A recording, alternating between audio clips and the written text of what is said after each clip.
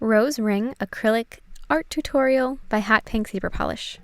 Hello everyone! In this video I'm going to be showing you how I made this rose ring. So it's not a nail art tutorial as you would traditionally think. It's a ring that you can wear on a finger, and it's really easy, and it's something that's versatile, and you can use the techniques to make any kind of ring you want. So I hope you like this tutorial, and click subscribe so you can see all my future videos as well.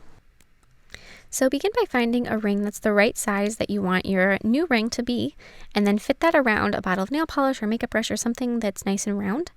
And then bend some wire around, I'm using a bottle of nail polish, around the handle, and then twist it a couple times just to hold that shape.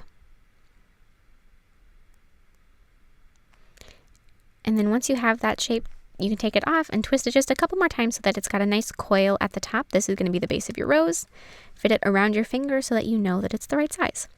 So now I'm going to be painting that ring, and I'm going to be using black polish, and I would highly recommend using gel polish because then you can cure it and it's going to definitely be dry and you don't have to worry about dry time or anything else, and it just works a little easier. And then apply a layer of top coat to protect it. So then, since we know that that's ready, I'm just going to be trimming off the excess wire with, I'm using fingernail clippers, but I would definitely not recommend doing that. Use a wire cutter, not a fingernail clippers. That's the only thing I had on hand though. So now I'm going to be placing a bead of acrylic on the end of the wire, just where the very top of where those are. And I'm using pink, and I'm going to be placing a multicolored gem just right on top of that as the center of my rose. So then on a nail form backing, I'm going to be forming my petals. So I first dipped my brush into some white acrylic powder and then into some pink, just to make a dual colored petal, and then pat them out so that they're nice and flat.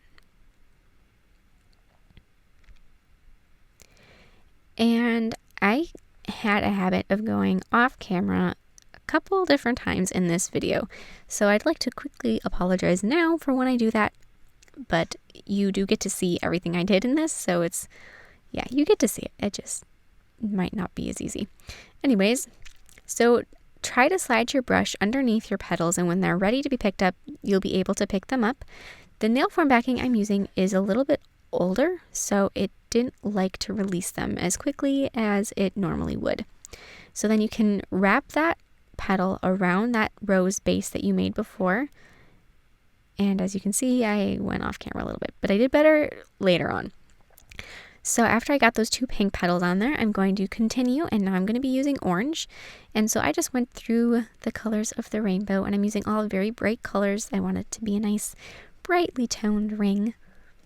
And in the beginning, it's not going to be easy to know what size petals that you're going to want to use to know what the end result, how big it's going to be. But as you start going, if you're thinking, man, this is getting really big really fast, just start shrinking your petal size a little bit so that it doesn't get quite so big in the end. So then wrap your orange petals around. And when you're wrapping the petals, you don't always want to place them in the exact same spot as the row before. So sort of go back and forth like you see if you look at a brick wall, how they're not just stacked right on top of each other in columns. They sort of go back and forth and vary their placement. Do the same thing with your rose petals just to give it a little bit more of a realistic look. And also that's going to make it nice and round as well. So now I'm working on yellow.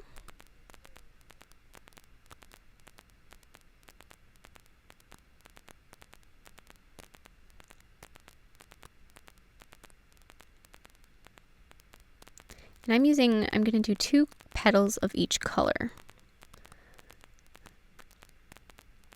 And then some bright green.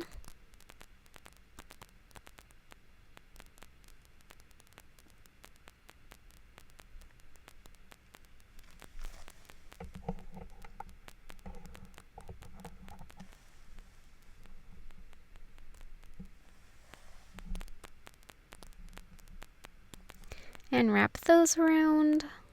And if your petals tear a little bit or they're not perfect, that's just going to add to the realism. They don't have to be perfect. In fact, they shouldn't be a perfect oval of the exact same time each time, because that's just not going to look as real, and it's not going to have as much character. So if you have a petal that just turns out a little bit larger, a little smaller, go with it, because it's going to add some character to your ring. And then blue.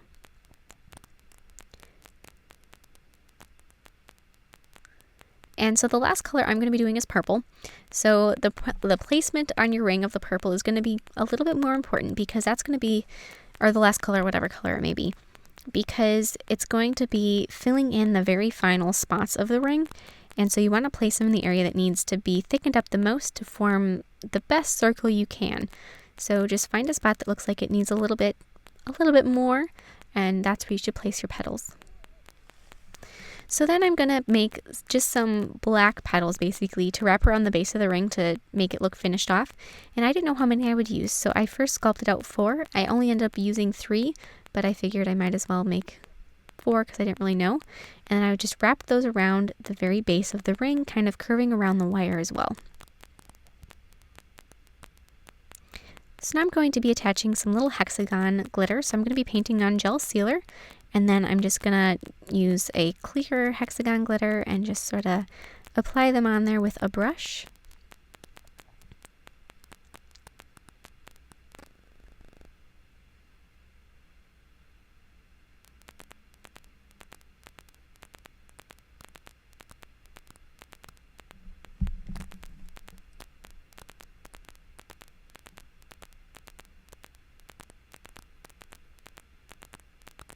And then once you have the glitter how you want it, nice and evenly dispersed, then you can throw that in your lamp and you can cure it.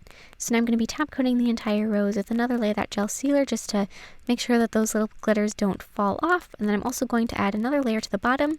That's going to make the whole thing shiny and give it a nice finished look. And then after that's cured, you're all set. I hope you like this tutorial. I know it's not a nail art tutorial, but you know, something different. And so please share any recreations with me on Facebook, Twitter, and Instagram. I would really love to see them, and I'll see you in my next video. Bye!